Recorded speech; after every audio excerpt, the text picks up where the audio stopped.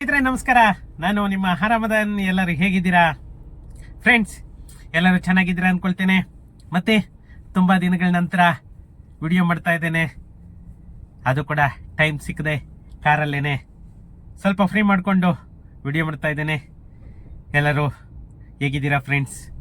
ಯಾಕಂದರೆ ತುಂಬ ಜನ ಅಂತೂ ಕಾಲ್ ಮಾಡ್ತಾ ಇದ್ದೀರಾ, ಬಟ್ ಸ್ವಲ್ಪ ಕಾಲ್ಸು ರಿಸೀವ್ ಮಾಡೋಕ್ಕಾಗ್ತಾ ಇಲ್ಲ. ಅದರಲ್ಲೂ ಕಮೆಂಟ್ಸ್ಗಂತೂ ನಾನು ಖಂಡಿತ ರಿಪ್ಲೈ ಮಾಡೋಕ್ಕಾಗ್ತಾ ಇಲ್ಲ. ಯಾರು ಕೂಡ ಒಂದೇ ಒಂದು ನಂದು ರಿಕ್ವೆಸ್ಟ್ ಮನವಿ ಏನಂತ ಅಂದರೆ, ಯಾರು ಕೂಡ ವಾಟ್ಸಾಪ್ ಮೆಸೇಜ್ ಆಗ್ಬೋದು ಅಥವಾ ಕಮೆಂಟ್ಸ್ ಆಗ್ಬೋದು ಸ್ವಲ್ಪ ಅವಾಯ್ಡ್ ಮಾಡಿ. ಯಾಕಂದರೆ ನನಗೆ ಟೈಮ್ ಸಿಗದೆ ಇರೋ ಕಾರಣ ನಾನು ರಿಪ್ಲೈ ಮಾಡ್ತಾ ಇಲ್ಲ. ನೀವು ಬೇರೆ ಏನಾದರೂ ತಿಳ್ಕೊಳ್ತೀರಾ. ಯಾಕಂದರೆ ಆರಾಮದನ್ ಅವರು ನಮ್ಮ ಫೋನಿಗೆ ಇದು ಮಾಡ್ತಾ ಇಲ್ಲ, ಮೆಸೇಜ್ ಮಾಡ್ತಾ ಇಲ್ಲ, ಇದು ರೆಸ್ಪಾನ್ಸ್ ಮಾಡ್ತಾ ಇಲ್ಲ ಅಂತ ಹೇಳ್ಬಿಟ್ಟು ಆ ಥರ ಏನೋ ತಿಳ್ಕೊಬೇಡಿ. ಯಾಕಂದರೆ ಪ್ರತಿಯೊಬ್ಬರಿಗೂ ನಾನು ರಿಕ್ವೆಸ್ಟ್ ಮಾಡ್ತಾ ಇದ್ದೀನಿ, ಏನಾದರೂ ಇತ್ತು ಅಂತ ಅಂದರೆ, ನಿಮ್ಮ ಕಮಿಟ್ಮೆಂಟ್ಸ್ ಏನಾದರೂ ಇತ್ತು ಅಂತ ಅಂದರೆ, ಯಾವುದೇ ರೆವೆನ್ಯೂ ಖಾತಾ ಆಗ್ಬೋದು ಅಥವಾ ರಿಯಲ್ ಎಸ್ಟೇಟ್ ಏನೇ ಒಂದು ಕ್ವೈರಿ ಆಗ್ಬೋದು ಇತ್ತು ಅಂತಂದರೆ ನನಗೆ ಕಾಲ್ ಮಾಡಿ. ಯಾಕಂತಂದರೆ ನನಗೆ ಮೆಸೇಜ್ ಟೈಪ್ ಮಾಡಿಕೊಂಡು ಕೂತ್ಕೊಳ್ಳೋವಷ್ಟು ಪೇಷನ್ಸಿನೂ ಇಲ್ಲ, ಟೈಮ್ ಇಲ್ಲ. ಮೇಯ್ನು ಪೇಷನ್ಸಿಗಿಂತನೂ ಟೈಮ್ ಇಲ್ಲ. ಅದರಿಂದ ಮತ್ತೊಮ್ಮೆ ನಾನು ರಿಕ್ವೆಸ್ಟ್ ಅನ್ನ ಮಾಡ್ಕೊಳ್ತಾ ಇದ್ದೀನಿ ಫ್ರೆಂಡ್ಸ್. ಇವತ್ತು ನಾನು ಒಂದು ವಿಡಿಯೋ ಮಾಡ್ತಾ ಇರೋ ಉದ್ದೇಶ ಏನಂತ ಅಂದ್ರೆ, ಏನು ನಮ್ಮ ಗ್ರಾಮ ಪಂಚಾಯಿತಿ ಖಾತಾಸ್ ಅನೌನ್ಸ್ ಮಾಡಿ ಸುಮಾರು 2 ತಿಂಗಳುಗಳ ಕಾಲ ಆಗೋಯ್ತು. 2 ತಿಂಗಳು ಕಂಪ್ಲೀಟೇ ಆಗೋಯ್ತು ಬಿಡಿ. ಯಾಕಂತಂದ್ರೆ ಏನು ಇವರು ಡಿಸೆಂಬರ್ 1ನೇ ತಾರೀಕು ಅನೌನ್ಸ್ ಅನ್ನ ಮಾಡಿದ್ರು. ಇವಾಗ ಜನವರಿ 30th ಇವತ್ತು. ಇದು ಕೂಡ ಮಂತ್ ಮುಗಿತಾ ಬಂತು, ಆದರೆ ಯಾವುದೇ ಪ್ರೋಗ್ರೆಸ್ ಆಗಿಲ್ಲ ಅಂತ ಹೇಳ್ಬಿಟ್ಟು ತುಂಬಾ ಜನ ಕಾಲ್ ಮಾಡ್ತಾ ಇದ್ದೀರಾ. ಆದ್ರೆ ಯಾರು ಕೂಡ ಆ ತರ ಏನು ಯೋಚನೆ ಮಾಡಬೇಡಿ. ಯಾಕಂತಂದ್ರೆ ತಪ್ಪಾಗೆಲ್ಲ ತಿಳ್ಕೊಬೇಡಿ. ತುಂಬಾನೇ ಪ್ರೋಗ್ರೆಸ್ ಆಗಿದೆ ಅಂತಲೇನೆ ನಾನು ಹೇಳ್ತೀನಿ. ಯಾಕಂತಂದ್ರೆ ನನ್ನ ಅನುಭವ ಹೇಳ್ತಾ ಇರೋದು, ಬೇರೆ ಅಲ್ಲಿ ಒಂದು ನ್ಯೂಸ್ ನೋಡಿ ಒಂದು ನೋಡಿ ನಾನು ಹೇಳ್ತಾ ಇಲ್ಲ.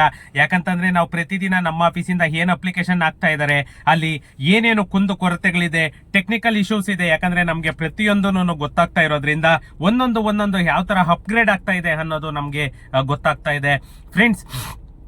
ನೀವು ತಿಳ್ಕೊಂಡಷ್ಟು ಅಲ್ಲಿ ಏನು ಆಗಿಲ್ಲ, ಅವ್ರು ಏನು ಮಾಡ್ತಿಲ್ಲ. ಯಾಕಂದ್ರೆ ನಿನ್ನೆ ಒಂದು ಕಸ್ಟಮರ್ ಹೇಳ್ತಾ ಇದ್ರು, ಸರ್ ಏನಕ್ಕೆ ಹಾಕ್ತಿರೋ ಅಪ್ಲಿಕೇಶನ್, ಅದ್ ಮಾಡ್ತಾರೋ ಇಲ್ವೋ, ಸುಮ್ನೆ ದುಡ್ಡು ಏನಕ್ಕೆ ಹಾಳು ಮಾಡ್ಕೊಂತೀರಾ ಅಂತ ಎಲ್ಲಾನು ಹೇಳ್ತಿದ್ದಾರೆ ಸರ್ ಅಂತ ಹೇಳಿದ್ರು.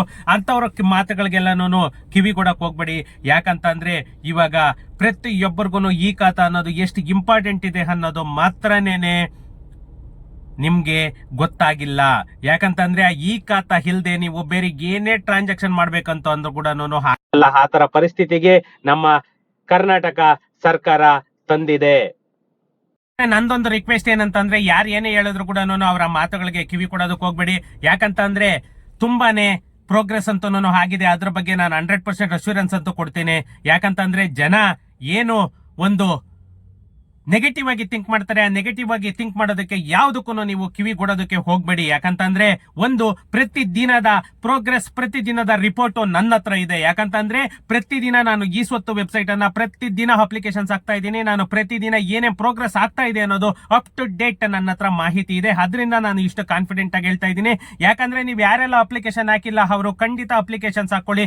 ಇವಾಗ ಮೊನ್ನೆ ಪ್ರಿಯಾಂಕಾ ಖರ್ಗೆ ಅವರು ಮೊನ್ನೆ ವಿಧಾನಸೌಧದಲ್ಲೂ ಕೂಡ ಈ ಅಪೋಸಿಷನ್ ಅವರೆಲ್ಲಾನು ಕ್ವಶನ್ ಮಾಡ್ಬೇಕಾದ್ರೂ ಕೂಡ ಅವರು ಆನ್ಸರ್ ಹೇಳ್ತಾ ಇದ್ರು. ಅದು 100% ಅವ್ರು ಹೇಳಿರೋದಂತೂ ನಿಜನೇ. ಯಾಕಂತಂದ್ರೆ ಅದು ಆಲ್ರೆಡಿ NIC ಹೋಗಿದೆ, ಮತ್ತೆ ಸೆಂಟ್ರಲ್ ಮಿನಿಸ್ಟರ್ ಕೂಡ ಹೋಗಿದೆ. ಏನು ಇವರು ಸ್ಟೇಟ್ ಅಲ್ಲಿ ಒಂದು ಪ್ರಯತ್ನವನ್ನ ಮಾಡ್ತಾ ಇದ್ದಾರೆ, ಅದಂತೂ ಸೀರಿಯಸ್ ಆಗಂತೂ ಪ್ರಯತ್ನ ನಡೀತಾ ಇದೆ. ಅದ್ರ ಬಗ್ಗೆ ನನಗೆ ಗೊತ್ತು. ಆಲ್ಮೋಸ್ಟ್ ವೆಬ್ಸೈಟ್ ಅಲ್ಲಂತೂ ಕೂಡ ಆಲ್ಮೋಸ್ಟ್ ಒಂದು ಪ್ರೋಗ್ರೆಸ್ ಅಂತೂ 100% ಆಗಿದೆ. ಇವತ್ತು ಅವ್ರದ್ದು ಒಂದೇ ಒಂದು ತಪ್ಪೇನಂತಂದ್ರೆ, ಅಪ್ಲಿಕೇಶನ್ಸ್ ಏನ್ ಬರ್ತಾ ಇದೆ ಅದೊಂದು ಅಪ್ರೂವಲ್ ಒಂದು ಕೊಡ್ತಾ ಹೋದ್ರು ಅಂತಂದ್ರೆ ಇನ್ನ ಯಾವುದೇ ಈ ಪೆಂಡಿಂಗ್ ಅಂತೂ ಇರಲ್ಲ. ಯಾಕಂತಂದ್ರೆ ಒಂದೊಂದು ಮೆಟ್ಲು ಕೂಡ ಹತ್ತಿ ಹೋಗ್ತಾ ಇದ್ದಾರೆ. ಒಂದು ಕೊನೆ ಹಂತ ತಲುಪೋ ದಿನಗಳಂತೂ ಖಂಡಿತ ಬಂದಿದೆ ಅಂತಲೇನೆ ಹೇಳ್ತೀನಿ. ಯಾಕಂತಂದ್ರೆ ಎಲ್ಲಾ ಸಿಟಿಜನ್ ಲಾಗಿನ್ ಅನ್ನೋದು ಕೊಟ್ಟು ಇವರು ತುಂಬಾನೇ ಒಂದು ಉಪಯೋಗ ಕೂಡ ಮಾಡಿರೋದಂತೂ ಖಂಡಿತ ನಿಜ. ಇಲ್ಲ ಅಂತಂದ್ರೆ ಪಂಚಾಯತಿ ಅವರೆಲ್ಲಾನು ಕೊಳ್ಳೆ ಹೊಡೆದು ಬಿಟ್ಟಿರೋರು. ಇವತ್ತು ಎಷ್ಟೋ ಪಂಚಾಯತಿಗಳಲ್ಲಿ ಇನ್ನೂ ಕೂಡ ಲಾಗಿನ್ ಆಕ್ಸೆಸ್ ಕೊಟ್ಟಿಲ್ಲ. ಆದ್ರೂ ಕೂಡ 25,000 to 50,000 ರೂಪಾಯಿ ಎಲ್ಲ ಕಡೆಗೂ ಫಿಕ್ಸ್ ಆಗಿದೆ ಅಂತ ಹೇಳ್ಬಿಟ್ಟು ಪ್ರತಿಯೊಬ್ರು ಕೂಡ ಅಲ್ಲಿ ಹೋಗಿ ಟಚ್ ಮಾಡಿರೋರೆಲ್ಲಾನು ಹೇಳ್ತಾ ಇದ್ದಾರೆ. ಸುಮಾರು ಜನ ಕಮೆಂಟ್ಸ್ ಅಲ್ಲೂ ಕೂಡ ಮಾಡ್ತಾ ಇದ್ದಾರೆ. ಆದ್ರೆ ಅದರಲ್ಲಿ ಸತ್ಯಾಂಶ ಎಷ್ಟು ಸುಳ್ಳೆಷ್ಟು ಅಂತಂದೇಳಿ ಖಂಡಿತ ಗೊತ್ತಿಲ್ಲ. ಆದ್ರೆ ನನಗನ್ಸಿದ ಮಟ್ಟಿಗೂ ಕೂಡ ಇಲ್ಲಿ ಅಧ್ಯಕ್ಷರು ಲಾಗಿನ್ ಕೊಟ್ಟಿರೋದು ಅಂತ ಕೂಡ ತುಂಬಾನೇ ಇದು ಪೊಲಿಟಿಕಲ್ ಅಂತ ಎಲ್ಲಾನು ಪೊಲಿಟಿಕಲ್ ಗೇಮ್ ಅಂತಲೇನೆ ಹೇಳ್ಬೇಕು.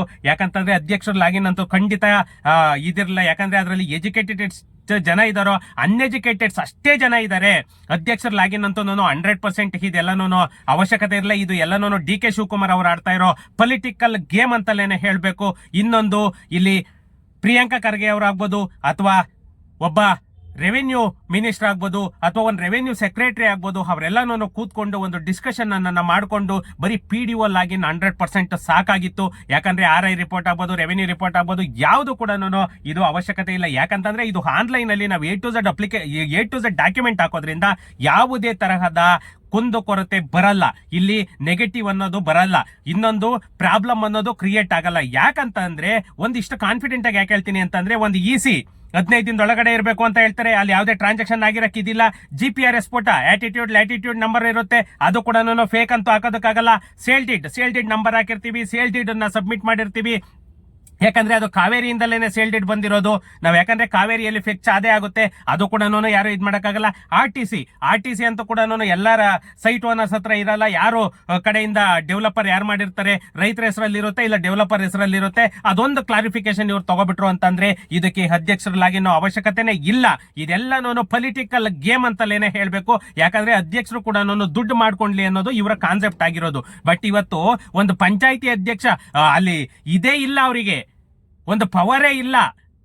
ಯಾವುದೇ ಮೆಂಬರ್ಸ್ ಆಗ್ಬೋದು, ಅಧ್ಯಕ್ಷರಾಗ್ಬೋದು, ಯಾವತ್ತು ಅವಧಿಗಳು ಮುಗ್ದೋಗಿ ಇವಾಗ ಮತ್ತೆ ಎಲೆಕ್ಷನ್ ಮಾಡಬೇಕು, ಮತ್ತೆ ಇದು ಮಾಡಬೇಕು ಅನ್ನೋ ಒಂದು ಕಾನ್ಸೆಪ್ಟ್ ಅಲ್ಲಿ ಇರೋವಾಗ ಇವರು ಅದೆಲ್ಲನೂ ಅವಶ್ಯಕತೆ ಇಲ್ದಿರ ಸುಮ್ಮನೆ ಡ್ರ್ಯಾಗ್ ಮಾಡ್ಕೊಂಡು ಹೋಗ್ಲಿಕ್ಕೆ ಇದೆಲ್ಲನೂ ಒಂದು ರೀಸನ್.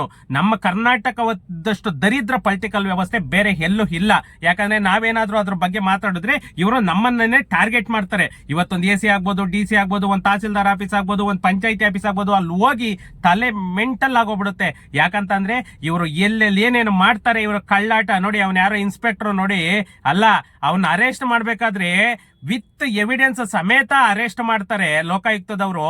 ಅವನ ಕಿರ್ಚಾಟ ಚೀರಾಟ ನೋಡಿ. ಒಬ್ಬ ಅಫಿಷಿಯಲ್, ಅವನೊಬ್ಬ ತ್ರಿಬಲ್ ಸ್ಟಾರ್ ಅನ್ಸುತ್ತೆ. ಅವನು ಎಲ್ಲ ಕಡೆ ಆ ವಿಡಿಯೋ ಹರಿದಾಡ್ತಾ ಇದೆ ನೋಡಿ. ಆ ತರ ಒಂದು ನಮ್ಮ ಪೊಲಿಟಿಕಲ್ ವ್ಯವಸ್ಥೆ ಯಾವತ್ತು ಬದಲಾಗಲ್ವೋ ಅವತ್ತು ಯಾವುದೇ ಅಫಿಷಿಯಲ್ ಕೂಡ ಬದಲಾಗಲ್ಲ. ಯಾಕಂದ್ರೆ ಯಾರ ಕಡೆಯಿಂದ ದುಡ್ಡು ಹೋಗುತ್ತೆ ಅವರಿಗೆ ಮಾತ್ರನೇನೆ ಅಲ್ಲಿ ಒಂದು ಮಣೆ ಹಾಕೋದಕ್ಕೆ ನಮ್ಮ ಅಫಿಷಿಯಲ್ಸ್ ರೆಡಿಯಾಗಿದ್ದಾರೆ. ಫ್ರೆಂಡ್ಸ್, ಎಲ್ಲ ಅದು ಹೇಳ್ತಾ ಹೋದ್ರೆ ಹೋಗ್ತಾ ಇರುತ್ತೆ ಬಿಡಿ. ಯಾಕಂತಂದ್ರೆ ಸುಮಾರು ಜನ ಕಮೆಂಟ್ ಮಾಡಿದೀರಾ, ಸರ್ ತುಂಬಾ ಲಾಂಗ್ ವಿಡಿಯೋ ಆಗ್ತಾ ಇದೀರಾ, ಶಾರ್ಟ್ ಆಗಿ ಹಾಕಿ ಅಂತ ಹೇಳ್ಬಿಟ್ಟು. ಅದರಿಂದ ಜಾಸ್ತಿ ಇದಾಗದ್ ಬೇಡ. ಏನು ನಮ್ಮ ಗ್ರಾಮೀಣಾಭಿವೃದ್ಧಿ ಮತ್ತೆ ಪಂಚಾಯತ್ ರಾಜ್ ಇಲಾಖೆ, ಏನು ನಮ್ಮ ಪಂಚಾಯತ್ ರಾಜ್ ಇಲಾಖೆಯ ಮಿನಿಸ್ಟರ್ ಏನು ಪ್ರಿಯಾಂಕಾ ಖರ್ಗೆ ಅವರು ಮೊನ್ನೆ ವಿಧಾನಸೌಧದಲ್ಲೂ ಕೂಡ ಪ್ರಸ್ತಾಪ ಆದಂತಹ ಎಲ್ಲ ವಿಷಯಕ್ಕೂ ಕೂಡ ಅವರು ಉತ್ತರವನ್ನ ಕೊಟ್ಟರು. ಏನು ಈ ಅಭಿಯಾನ ಅನ್ನೋದು ಇಟ್ಕೊಂಡಿದ್ದಾರೆ, ಈ ಸ್ವತ್ತು ತಂತ್ರಾಂಶ 2.0 ಅನ್ನೋದನ್ನ ಏನು ಆರಂಭ ಮಾಡಿದ್ರು, ಈ ಹೊಸ ವೆಬ್ಸೈಟ್ ಅನ್ನ ಬಿಟ್ಟು ಸುಮಾರು 2 ತಿಂಗಳಾಯ್ತು. 2 ತಿಂಗಳಲ್ಲಿ ಸುಮಾರು 44,000 ಅಪ್ಲಿಕೇಶನ್ ಅನ್ನ ಬಂದಿದೆ ಅಂತ ಹೇಳ್ತಾ ಇದ್ದಾರೆ. ಅದರ ಪ್ರಕಾರ ಇವ್ರ ಡಾಟಾಬೇಸ್ ಪ್ರಕಾರ ಸುಮಾರು 7,978 ಅಪ್ಲಿಕೇಶನ್ ಅನ್ನ ಆಲ್ರೆಡಿ ನಾವು ಅನುಮೋದನೆ ಮಾಡಿದೀವಿ ಅಂತ ಹೇಳ್ತಾ ಇದ್ದಾರೆ. ಅದು ಬಂದ್ಬಿಟ್ಟು ಹೊಸ ವೆಬ್ಸೈಟ್ ಅಲ್ಲ, ಏನು ಹಳೆ ವೆಬ್ಸೈಟ್ ಈ ಸ್ವತ್ತು ಅಂತ ಇತ್ತು ಅದರದ್ದು ಮಾತ್ರನೇನೆ ಅವರು ಕ್ಲಿಯರ್ ಮಾಡ್ಕೊಂಡಿದ್ದಾರೆ. ಹೊಸ ವೆಬ್ಸೈಟ್ ಯಾವುದೇ ಒಂದು ಅಪ್ಲಿಕೇಶನ್ ಆಗಿಲ್ಲ. ಅದು 100% ರಾಂಗ್ ಮಾಹಿತಿ ಕೊಟ್ಟಿರೋದು ಮಾನ್ಯ ಪ್ರಿಯಾಂಕಾ ಖರ್ಗೆ ಅವರು.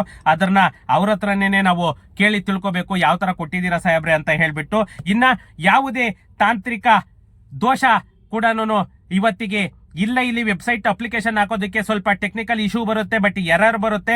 ಒಂದು ಟೈಮಲ್ಲಿ ಅದು ಸರ್ವರ್ ಡೌನ್ ಅನ್ನೋದೊಂದು ತೋರಿಸುತ್ತೆ. ಬಟ್ ಎಲ್ಲ ಟೈಮಲ್ಲೂ ಅದೇ ತರ ಇರಲ್ಲ. ನಾವು ಟ್ರೈ ಮಾಡ್ತಾನೆ ಇರಬೇಕು. ಟ್ರೈ ಮಾಡ್ತಾನೆ ಇದ್ರೆ 100% ನಾವು ಅಪ್ಲಿಕೇಶನ್ ಅನ್ನ ಸಬ್ಮಿಟ್ ಮಾಡಬಹುದು. ಎಷ್ಟೋ ಜನಕ್ಕೆ ಅದು OTP ಕೂಡ ಇದು PID ನಂಬರ್ ಕೂಡ ಡೈರೆಕ್ಟ್ ಮೆಸೇಜ್ ಹೋಗ್ತಾ ಇದೆ. ಮೊದಲಿಗೆಲ್ಲ ಬರೀ PID ನಂಬರ್ ಬರ್ತಾ ಇತ್ತು, ಆಮೇಲೆ ಡ್ರಾಫ್ಟ್ ಕಾಪಿ ಬರ್ತಾ ಇತ್ತು. ಇವಾಗ ಅದು ಹಿಂಬರಹ ಕೂಡ ಬರ್ತಾ ಇದೆ. ಒಂದೊಂದಕ್ಕೆ ಬರುತ್ತೆ, ಒಂದೊಂದಕ್ಕೆ ಡ್ರಾಫ್ಟ್ ಬರಲ್ಲ. ಆ PID ನಂಬರ್ ಇತ್ತು ಅಂತಂದ್ರೆ ನೀವು 100% PDO ಲಾಗಿನಲ್ಲಿ ಟ್ರ್ಯಾಕ್ ಮಾಡಿಸಬಹುದು. ಅದ್ರ ಬಗ್ಗೆ ತುಂಬಾ ಜನ ಕ್ವಶನ್ ಮಾಡ್ತಾ ಇದ್ರಿ. ಯಾರು ಕೂಡ ವರಿ ತಗೋಬೇಡಿ. ಯಾಕಂದ್ರೆ ನಿಮ್ಗೆ ಏನ್ PID ನಂಬರ್ ಜನರೇಟ್ ಆಗುತ್ತೆ, ಆ PID ನಂಬರ್ ಮೊನ್ನೆ ಒಂದು ಕಸ್ಟಮರ್ ಹೇಳ್ತಾರೆ, ಸರ್ ಅದು ಹಳಬುರ್ಗೆ ಆಲ್ರೆಡಿ ಹೋಗಿದೆ, ಅದು ಇದಾಗಿದೆ ಅಂತ ಹೇಳ್ಬಿಟ್ಟು. ಇಲ್ಲಿ ಹೊಸ PID ನಂಬರು ನಿಮ್ಗೆ ಜನರೇಟ್ ಆಯ್ತು ಅಂತಂದ್ರೆ ಅದು ಇಲ್ಲಿ ವೆರಿಫಿಕೇಶನ್ ಆಗಿ ಅನುಮೋದನೆ ಆಗೋವರೆಗೂ ನಿಮ್ಗೆ ಆಕ್ಟಿವೇಟ್ ಆಗಲ್ಲ. ಅದ್ರ ಬಗ್ಗೆ ಯಾರು ಕೂಡ ನೀವು ಯೋಚನೆ ಮಾಡೋದಕ್ಕೆ ಹೋಗ್ಬೇಡಿ.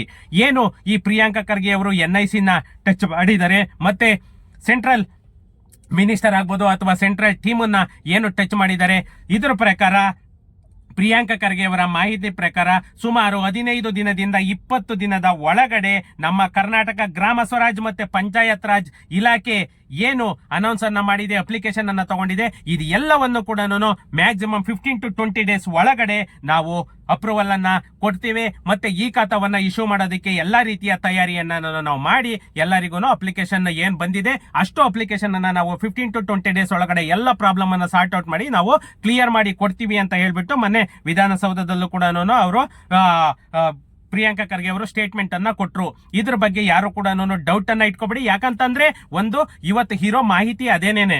ಯಾಕಂದ್ರೆ ಅಲ್ಲಿ ಏನು NIC ಅನ್ನ ಅವರು ಇದ್ ಮಾಡಿದ್ದಾರೆ, NIC ಇದರಲ್ಲಿ ಇನ್ವಾಲ್ವ್ ಆಗ್ತಾ ಇದೆ. ಸೆಂಟ್ರಲ್ ಮಿನಿಸ್ಟರ್ ಕೂಡ ಇನ್ವಾಲ್ವ್ ಆಗ್ಬಿಟ್ಟು ಅದೇನೇನ್ ತಾಂತ್ರಿಕ ದೋಷ ಇದೆ ಅದೆಲ್ಲವನ್ನ ಸರಿಪಡಿಸಿ ಇಮ್ಮಿಡಿಯೇಟ್ ನಾವು ಇದ್ ಮಾಡ್ತೀವಿ ಅಂತ ಹೇಳ್ಬಿಟ್ಟು ಎಲ್ಲಾ ರೀತಿಯಲ್ಲೂ ಕೂಡ ಒಂದು ಪ್ರೋಗ್ರೆಸ್ ಅನ್ನ ಮಾಡಿ ಅಪ್ರೂವಲ್ ಕೊಡೋದಕ್ಕೆ ಎಲ್ಲಾ ರೀತಿಯ ತಯಾರಿಯನ್ನು ಕೂಡ ಮಾಡ್ಕೊಂಡಿದ್ದಾರೆ. ಇದು ಮಾತ್ರನೇನೆ ನನಗ್ ಬಂದಿರೋ ಇನ್ಫಾರ್ಮೇಶನ್. ಯಾರು ಕೂಡ ಡೌಟ್ ಅಂತ ಬೀಳ್ಬೇಡಿ. ಯಾರ್ಯಾವ್ದು ಅಪ್ಲಿಕೇಶನ್ ಹಾಕಿಲ್ಲ ಅಪ್ಲಿಕೇಶನ್ ಅನ್ನ ಹಾಕ್ಸ್ಕೊಳ್ಳಿ.